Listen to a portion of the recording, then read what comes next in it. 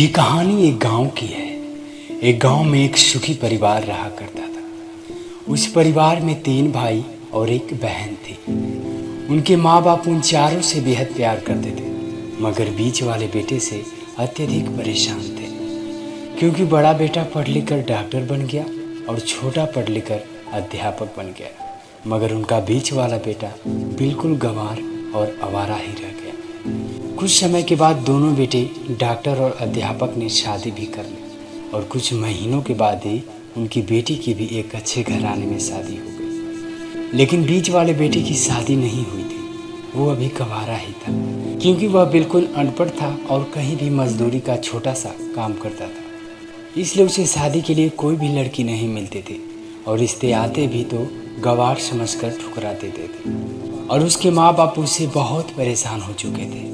और जब भी उसकी बहन मायके आती तो वो पहले डॉक्टर और अध्यापक भाइयों से मिलते थे, मगर बीच वाले भाई से वो बहुत कम मिलते थे, क्योंकि वो उसे ज़्यादा पैसे नहीं दे पाता था। लेकिन फिर भी वो अपने बहन से बहुत ज़्यादा प्यार करता था। लेकिन इसी बीच किसी कारणवश बेटे की शादी किए बिना ही पिता की मृत्यु हो जाती है। तब उनकी माँ ने सोचा कि कहीं अब किसी के मुंह से बंटवारे की बात न निकले, इसलिए वह अपने बेटे की शादी एक गरीब परिवार की लड़की से कर देती। लेकिन शादी के कुछ दिनों के पश्चात उसका बीच वाला बेटा, जो कि अनपढ़ था, अनेक जिम्मेदारियों के कारण वह पूरा मन लगाकर परिश्रम करने लगा। लेकिन इधर दोनों बेटे डॉक्टर और अध्यापक आपस में ये बातें करते कि हम दोनों तो उस गंवार से कहीं ज़्यादा पैसे कमाते हैं, इसलिए हम लोगों को घर एवं ज़मीन का बंटवारा कर लेना चाहिए, क्योंकि अब वो हमारे बराबर कभी नहीं कमा सकता।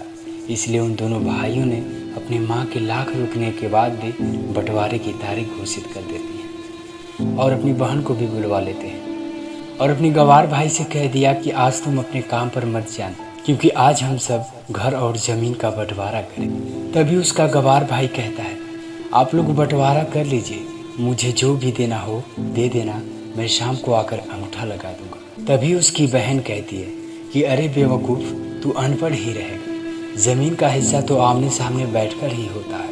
तब उसकी माँ भी उसे कहती है कि बेटा, आज तू काम पर मत जा, बंटवारा तेरे सामने ही होगा तो अच्छा है। कुछ क्षण के बाद वकील भी आ जाता है और सभी नाप तोल करने के बाद और कहता है कि आपका सारा हिस्सा मिलाकर 12 बीघा ज़मीन और आपका घर है।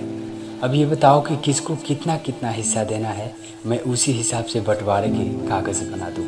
तब उसका गंवार भाई कहता है कि वकील साहब, 6-6 बीघा मेरे दोनों भाइयों के नाम लिख दो और ये जो हमारा मकान है ये मेरी प्यारी बहन के नाम कर दो। तभी उसके दोनों भाई और बहन कहते हैं कि अरे बेवकूफ़, तब तो हिस्से में क्या लिया। तभी गंवार भाई कहता है कि मेरे हिस्से में मेरी प्यारी माँ है ना, और अपनी पत्नी की ओर मुस्कुराते हुए कहता है कि क्या मैंने गलत कहा।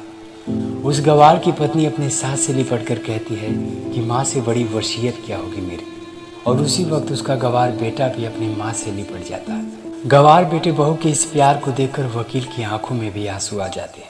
तभी उसकी बहन अपने गंवार भाई के गले लगाकर रोने लगती और कहती है कि मुझे माफ़ कर दो भैया, मैं आपको समझ नहीं सकी। तभी उसका गंवार भाई कहता है कि मेरी प्यारी बहन, इस घर में जितना अधिकार हमारा है उतना ही अधिकार तुम्हारा भी है। और रही बात बंटवारा की, तो बंटवारे करने से हमारा जीवन रुक तो नहीं जाएगा।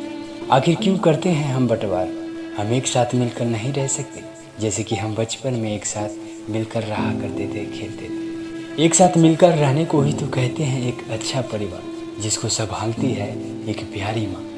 तभी उसके दोनों भाई भी शर्मिंदा होते हैं और बंटवारे के सभी कागज़ फाड़ कर फेंक देते हैं और हमेशा के लिए एक साथ मिलकर रहने लगते हैं। दोस्तों, ये कहानी यदि आपको अच्छी लगी होगी तो मैं सोनू कुमार आप सभी से विनती करता हूँ कि एक लाइक और शेयर ज़रूर कीजिएगा। धन्यवाद।